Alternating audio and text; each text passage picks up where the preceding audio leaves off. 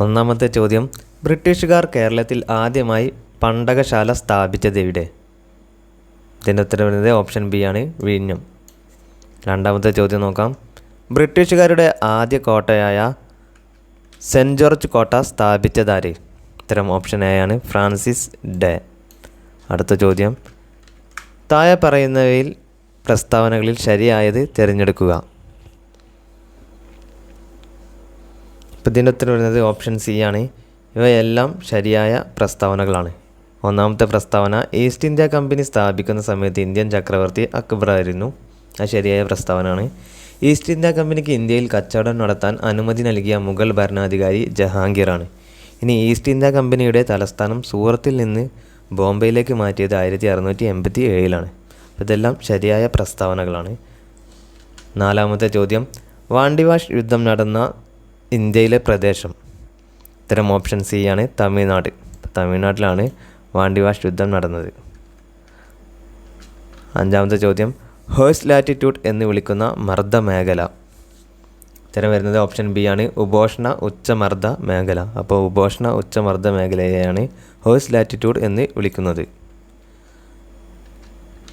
കേരളത്തിലെ നിരാലംബരും കിടപ്പ് രോഗികളുമായ വയോജനങ്ങളെ പരിപാലിക്കുന്നതിനായി സാമൂഹിക നീതി വകുപ്പിൻ്റെ പദ്ധതി? ഇത്തരം ഓപ്ഷൻ എ ആണ്, വയോസാന്ത്വനം. അപ്പോൾ വയോസാന്ത്വനമാണ് കേരളത്തിലെ നിരാലംബരും കിടപ്പ് രോഗികളുമായ വയോജനങ്ങളെ പരിപാലിക്കുന്നതിനായി സാമൂഹിക നീതി വകുപ്പ് തയ്യാറാക്കിയ പദ്ധതി, വയോസാന്ത്വനം. ഏഴാമത്തെ ചോദ്യം, കേരളത്തിലെ പ്രധാന ശരത്കാല ഉത്സവം? ഇത്തരം ഓപ്ഷൻ ബി ആണ്, ഓണം. അടുത്തത്, മാവേലി നാട് വാണിടും കാലം എന്ന ഓണപ്പാട്ട് രചിച്ചത്? ഇത്തരം ഓപ്ഷൻ സി ആണ്, സഹോദരൻ അയ്യപ്പൻ. അടുത്ത ചോദ്യം, കേരളത്തിലെ ഏറ്റവും വലിയ വള്ളംകളി? ഇത്തരം ഓപ്ഷൻ ബി ആണ്, നെഹ്റു ട്രോഫി വള്ളംകളി. പത്താമത്തെ ചോദ്യം, ബാലഗുരു എന്നറിയപ്പെടുന്ന നവോത്ഥാന നായകൻ? ഇത്തരം ഓപ്ഷൻ ഡി ആണ്, വാഗ്ഭടാനന്ദൻ. അപ്പോൾ വാഗ്ഭടാനന്ദനാണ് ബാലഗുരു എന്ന് അറിയപ്പെട്ടിരുന്നത്. ശരിയായ ജോഡി തിരഞ്ഞെടുക്കുക.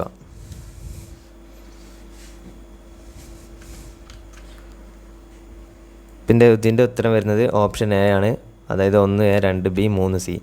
1 തത്വപ്രകാശിക ആശ്രമം വാഗ്ഭടാനന്ദരുമായി ബന്ധപ്പെട്ടിരിക്കുന്നു. പിന്നെ നിഴൽ താങ്കൽ വൈകുണ്ഠസ്വാമികളുമായി ബന്ധപ്പെട്ടിരിക്കുന്നു. ശൈവപ്രകാശ സഭ തൈക്കാട് അയ്യയുമായി ബന്ധപ്പെട്ടിരിക്കുന്നു. അതാണ് ഇതിൻ്റെ ഉത്തരം. അടുത്ത ചോദ്യം നോക്കാം. വിദ്യാഭ്യാസം, വാണിജ്യം, സാംസ്കാരികം എന്നിവയൊക്കെ ഉൾപ്പെടുത്തി ദാദാഭായ് നവറോജിയുടെ പേരിൽ പുരസ്കാരം ഏർപ്പെടുത്തിയ രാജ്യം?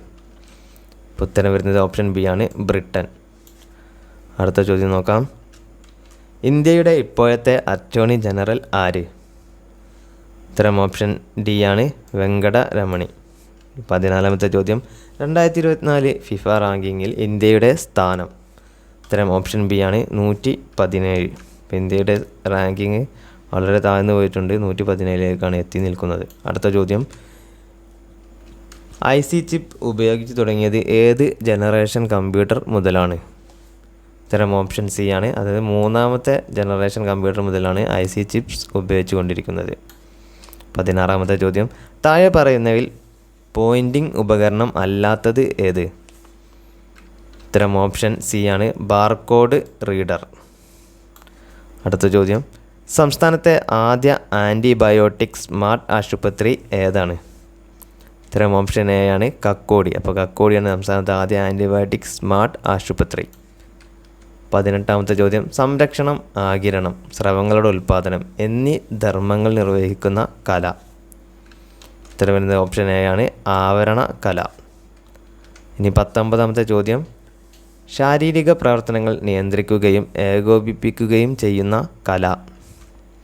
ഉത്തരം ഓപ്ഷൻ ബി ആണ്, നാഡീകല. 20ാമത്തെ ചോദ്യം, ദേശീയ വരുമാന കമ്മിറ്റി രൂപീകൃതമായ വർഷം? ഉത്തരം ഓപ്ഷൻ ബി ആണ്, 1949. അടുത്ത ചോദ്യം, ഇന്ത്യൻ സ്റ്റാറ്റിസ്റ്റിക്കൽ ഇൻസ്റ്റിറ്റ്യൂട്ട് സ്ഥാപിതമായ വർഷം? ഉത്തരം ഓപ്ഷൻ ഡി ആണ്, 1931. Visvesvaraya national institute of technology സ്ഥിതി ചെയ്യുന്നത് എവിടെ? ഉത്തരം ഓപ്ഷൻ എ, നാഗ്പൂർ. അപേക്ഷിക്കുന്ന തീയതി മുതൽ എത്ര വർഷം മുമ്പ് വരെയുള്ള വിവരങ്ങളാണ് വിവരാവകാശ നിയമപ്രകാരം ലഭ്യമാകുന്നത്? ഉത്തരം ഓപ്ഷൻ ബി ആണ് 20. അപ്പോൾ 20 വർഷം മുമ്പ് വരെയുള്ള വിവരങ്ങളാണ് വിവരാവകാശ നിയമപ്രകാരം ലഭ്യമാകുന്നത്. 24. രക്തസമ്മർദ്ദം ക്രമീകരിക്കുന്ന പ്ലാസ്മ പ്രോട്ടീൻ ഏതാണ്? ഉത്തരം വരുന്നത് ഓപ്ഷൻ എ ആണ് ആൽബമിൻ. അപ്പോൾ ആൽബമിനാണ് രക്തസമ്മർദ്ദം ക്രമീകരിക്കുന്ന പ്ലാസ്മ പ്രോട്ടീൻ. ഇനി 25ാമത്തെ ചോദ്യം, ഉപദ്വീപീയ പീഠഭൂമിയെപ്പറ്റി താഴെ പറയുന്ന പ്രസ്താവനകളിൽ ശരിയല്ലാത്ത പ്രസ്താവനയാണ് ചോദിച്ചിരിക്കുന്നത്. അപ്പോൾ ഇതിന് ഉത്തരം വരുന്നത് ഓപ്ഷൻ സി ആണ്. ഉപദ്വീപീയ പീഠഭൂമിയുടെ ഉയരം പടിഞ്ഞാറിൽ നിന്ന് കിഴക്കോട്ട് പോകുന്നതോറും കൂടുന്നു എന്നാണ് കൊടുത്തിരിക്കുന്നത്. പക്ഷേ പടിഞ്ഞാറിൽ നിന്ന് കിഴക്കോട്ട് പോകുന്നതോറും ഉപദ്വീപീയ പീഠഭൂമിയുടെ ഉയരം കുറയുകയാണ് ചെയ്യുന്നത്. പിന്നെ സമതലങ്ങളിൽ നിന്ന് 150 മീറ്റർ മുതൽ 900 മീറ്റർ വരെ ഉയരത്തിൽ സ്ഥിതി ചെയ്യുന്നത് ശരിയാണ്. ഇനി ക്രമരഹിതമായ ത്രികോണാകൃതിയുള്ള ഭാഗമാണ് ഉപദ്വീപീയ പീഠഭൂമി, അതും ശരിയാണ്. ഇന്ത്യയിലെ ഏറ്റവും പഴക്കമുള്ളതും സ്ഥായിയായതുമായ ഭൂവിഭാഗമാണ് എന്നാണ് ഇവിടെ കൊടുത്തത്. ഭൂവിഭാഗമാണ് ഉപദ്വീപീയ പീഠഭൂമി.